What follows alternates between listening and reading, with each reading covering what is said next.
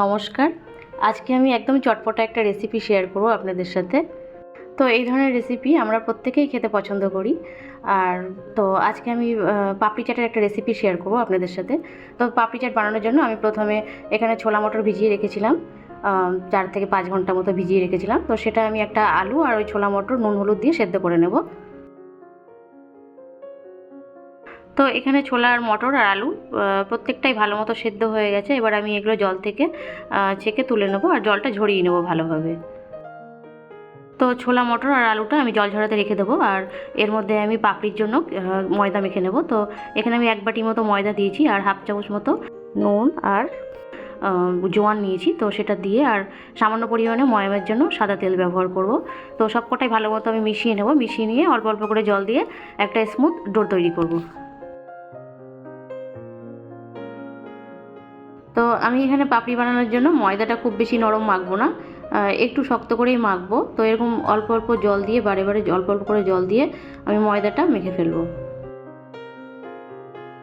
তো ময়দাটা মাখা হয়ে গেলে আমি ময়দাটা 30 মিনিট মতো রেস্টে রেখে দেবো।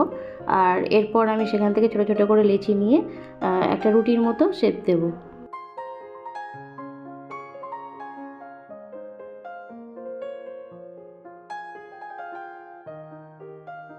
তো রুটিটা আমি এখানে একটু বড় করে বেলবো, কেননা আমি আজকে পাপড়িটা একটু অন্যরকমভাবে বানাবো। তো একটা ছোট বাটি নেব তার জন্য। আর বাটির গায়ে সামান্যভাবে তেল দিয়ে আমি মুছে নেব। মুছে নেওয়ার পর সেই বাটিটার চারপাশ দিয়ে সুন্দরভাবে রুটিটা আমি বাটির শেপ দিয়ে নেব।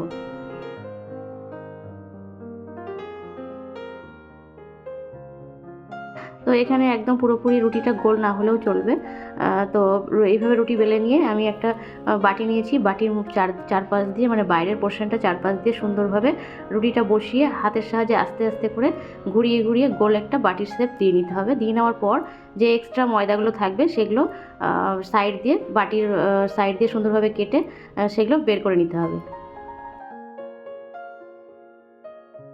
তো আপনারা দেখতে পাচ্ছেন ঠিক এইভাবে বানিয়ে নিয়ে একটা কড়াইয়ের মধ্যে আমি তেল গরম হতে দিয়েছিলাম। তো সেই তেলের মধ্যে আমি বাটিটা আস্তে করে বসিয়ে দেবো। বসিয়ে দেওয়ার পর একটা স্প্যাচুলার দিয়ে সুন্দরভাবে ঘুরিয়ে ঘুরিয়ে যেন চারপাশে তেল লাগে ঠিক সেইভাবে ঘুরিয়ে ঘুরিয়ে ওটা ফ্রাই করে নিতে হবে। তো এইভাবে ফ্রাই করার পর একটা সময় পর দেখা যাবে বাটিটা ছেড়ে যাবে। তো সেই সময় বাটিটা তুলে নিয়ে আমি আবারও উল্টে পাল্টে পাপড়িটা ভালোভাবে 2 পিঠ ফ্রাই করে নেব।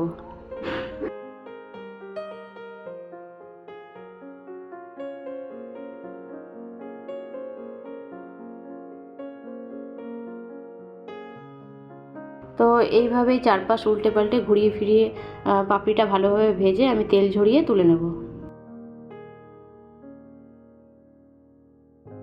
তো পাপড়িটা ভাজা হয়ে গেছে। তো ঠিক একইভাবে আমি আরেকটা পাপড়িও ভেজে নিয়েছি। তো চাট বানানোর জন্য আমি যে আগে থেকে ছোলা মটর আর আলু সেদ্ধ করে রেখেছিলাম তো সেটা দিয়ে দেবো। দিয়ে দেওয়ার পর এখানে একদম কুচি কুচি করে কাটা পেঁয়াজ কুচি, টমেটো কুচি, লঙ্কা কুচি আর ধনেপাতা কুচি, স্বাদ মতো নুন, পরিমাণ মতো আমচুর পাউডার, ধনেপাতা পুদিনার চাটনি, তেঁতুলের চাটনি দিয়ে দেওয়ার পর খুব ভালোভাবে মিশিয়ে নিতে হবে।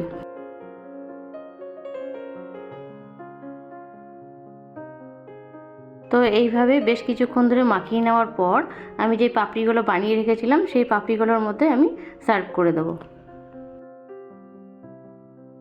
এরপর ওপর দিয়ে ফেটিয়ে রাখা টক দই, ধনেপাতা পুদিনার চাটনি, তেঁতুলের চাটনি দিয়ে দেওয়ার পর ওপর দিয়ে আমি একটু ঝুরি ভাজা দিয়ে সার্ভ করব। তো আমার আজকের রেসিপি এই পর্যন্তই। আপনারা সবাই ভালো থাকবেন, সুস্থ থাকবেন। ধন্যবাদ।